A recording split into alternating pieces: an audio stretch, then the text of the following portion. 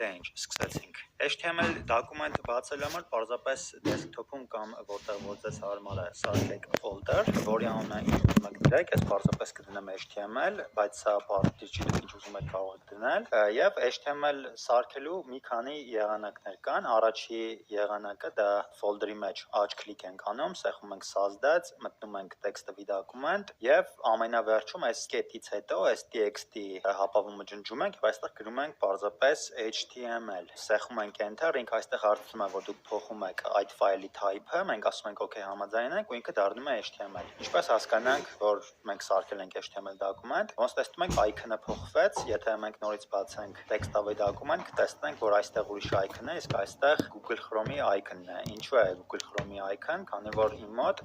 իմ կոմպի default browser-ը